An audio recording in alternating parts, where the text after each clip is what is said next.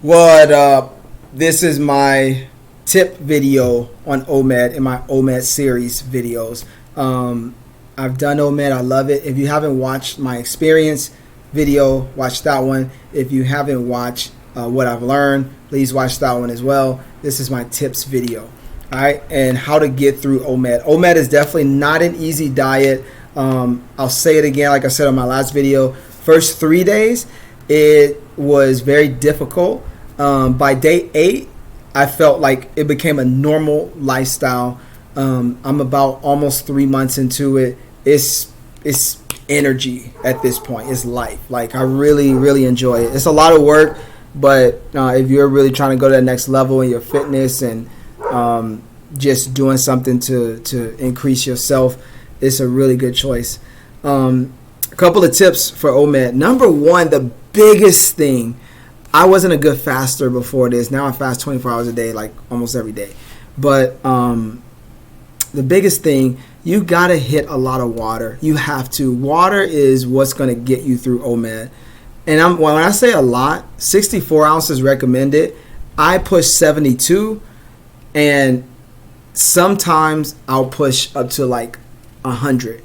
Right, you got to push as much water. You can't. I wouldn't be able to do OMAD if I was drinking like 32 ounces of water, or even 64. You know, you need to push. Try to get to 100. Buy a big. I have a big bottle. Actually, it's right here. Big bottle of water, 72 ounce. I just carry this around. I make sure I get to this. This is almost empty right now. By nighttime, to me, it should be almost empty. The rest of my water can come from food, which is cool, but this should be practically empty. It shouldn't be heavy when I pick it up. I'm going to drink some now. Consume the agua. All right? That's the biggest thing. Another thing that works for me, maybe not for everybody, planning your meals, like I said in my previous video, is one of the most difficult things to do on OMAD. Eating the same thing every day helps a lot. And like I said, when I did OMAD, I was doing it for health purposes, so I really wanted to eat clean. So my base meal is a kale and spinach salad, salmon, and what's the other thing? Kale, salad. Yeah, those are the two biggest things. And then I would add to that, right? So you have your sides, right? So sometimes I would have quinoa. I started making a lot of peanut butter cookies. And things like that. So I would have or I have a few chips, some kind of carb would be my third thing. But that was my base. Honestly, kale and salad. Kale, salad, and salmon was my base. And then everything else was added on. Next up, you have to have a strong why. So having a strong desire to do OMAD is very difficult. I'm not gonna lie, it's difficult. And so your why you're doing it has to be very strong. In the beginning, I was just kind of saying, let's see how it goes. But I really wanted to break my food addiction, and I really wanted to get to a certain weight. I wanted to look a certain way, and it's very strong. And so I think the research that I did helped to create a strength of motivation for me. So you have to have a strong why. I really have a big goal. By the time I'm 38 now, by the time I'm 40, I want to be looking good. I want to be strong. I want to hit some of my physical goals. So that's really important to me. So you got to find what's important to you while you're doing it. Other thing that's really big, I would say water is number one. And number two, you got to stay busy. And it's good because if it's a lifestyle, you're going to constantly stay busy. And it's actually good for you to be doing something, productive, as opposed to just thinking about food. If you try it, you'll see how much you think about food. Like I said, I would sit on the couch and think about food and want to eat. It was weird. If it was downtime, I want to eat, which isn't that I need to eat. It's just habit. So staying busy, writing things down in your mind that you want to do and having something to go to and do. Another little bitty tidbit tip is brushing your teeth after meals. It helps to stave off cravings. I don't like to eat after I brush my teeth personally. Like especially when I brush it really good, it's like clean, and so I feel like that's the end. So that helps me to end the meal.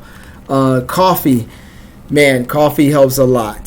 Some people go overboard. I did like 2 cups, which is good for me. in the morning, like I said, with a tablespoon of creamer, almond creamer, and that was it. But coffee definitely helps. I guess if you're addicted to that and you want to drink a lot, then you can do that. But be careful with it. But coffee helps a lot.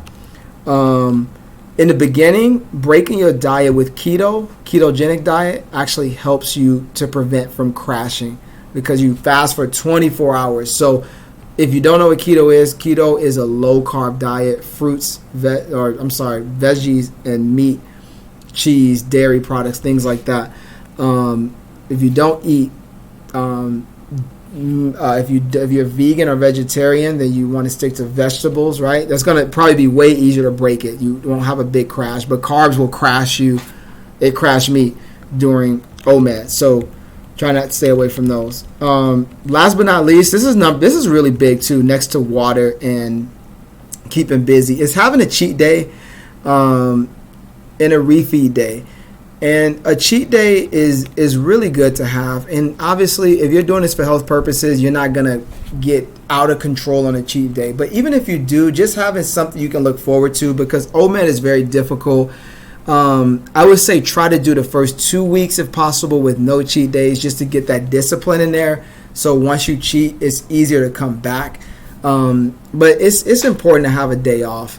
You know, I'm very extremist. I like to do, when I did keto, I didn't do any cheat days, and keto was tough. I don't think I will ever do keto again. It was very, very difficult. But I think the reason I look at it like that is because I didn't give myself any room to have a cheat day. And you hit your goals, you see yourself getting better, you'll feel the discipline, you know, you'll see your meals improving and you know, your productivity and thinking about other things outside of food.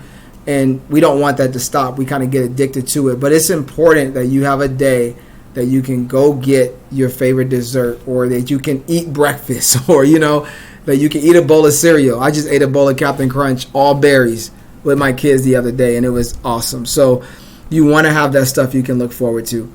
I hope these tips help. I hope you guys have enjoyed the series. This is the last video. Maybe you watched it first. If you haven't watched the other ones, go watch them. It's my personal experience on OMAD. And yeah, thank you guys so much. Enjoy your journeys. Please share, like, subscribe. I would love to hear if you guys are doing it, how you guys feel on it. For me, it's a lifestyle at this point. I love it. All right, you guys. Much love, everybody. Peace.